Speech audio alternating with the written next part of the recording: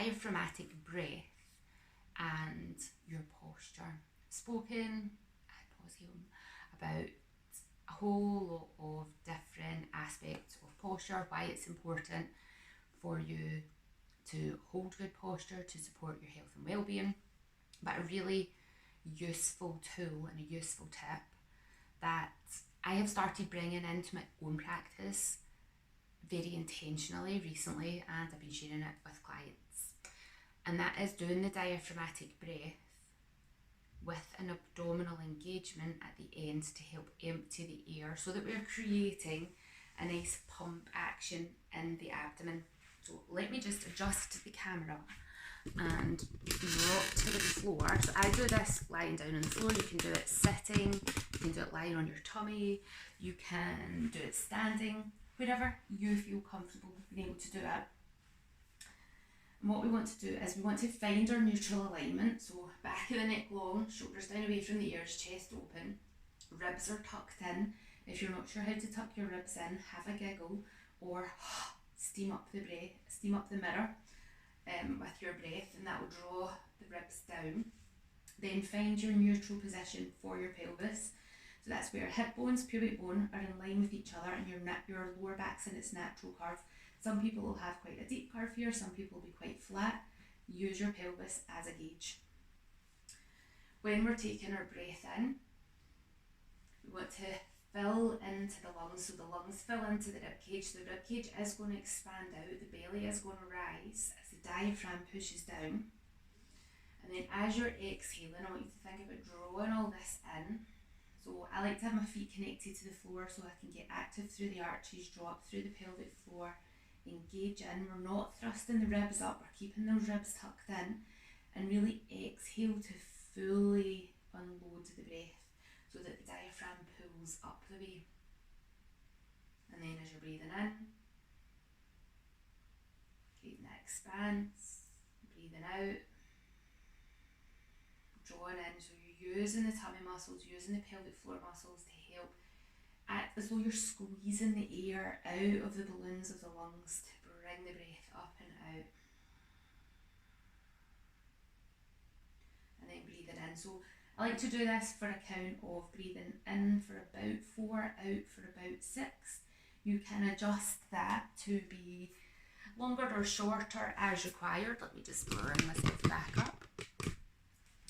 And that creates this pumping action in here. So what that does is it helps boost digestion, it helps with bowel function, it helps with the lymphatic movement. So always do your big 6 first to unblock the drains, and then bring in that diaphragmatic breath, create the pump, xylophone out, xylophone in. That's going to get the fluids in the body moving. It's also going to help improve blood flow. If you have cold hands and feet, then your blood is not getting around the body sufficiently, which means it's not taking nutrients to all the cells in the body, it's not clearing out the toxins appropriately. These are all vitally important for the health of your cells and the health of your body, because the cells are the building blocks of your body. I'm going to keep today's podcast super short.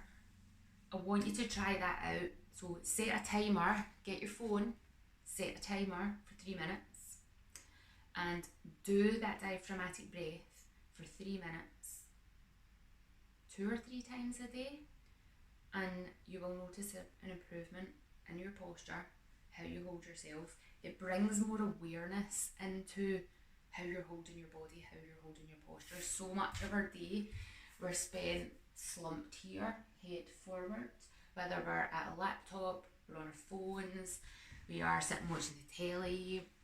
When you see people playing with children, they're down, they're over, which is fine, but you need to be able to come up and open that up. And if we can create a stronger wall of support through the abdomen, there's going to be less collapse as we age. I know I was going to wrap up this podcast a minute ago, now I've gone off on another part.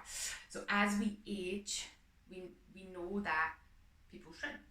But what's happening is we're dropping into gravity, so this is all getting crushed down. As you age, you're more likely to have constipation, abdominal issues, postural issues, joint issues, because we're sinking down into our body. So if we can create nourishment in the body through strong muscles, open fascia, open blood and lymph vessels, that's going to help the whole of our body function so much better as we move into our mature years. What we don't want to do is become old and frail. We want to be old and elderly. We want to be elders, not elderly, is what I like to say. And that means that we need to be able to still function in society. And if our body starts to break down, I did a post on social media this week about a myth that normal wear and tear is normal in your body as part of the aging process, and that is not true at all. Your body ages based on how you treat it.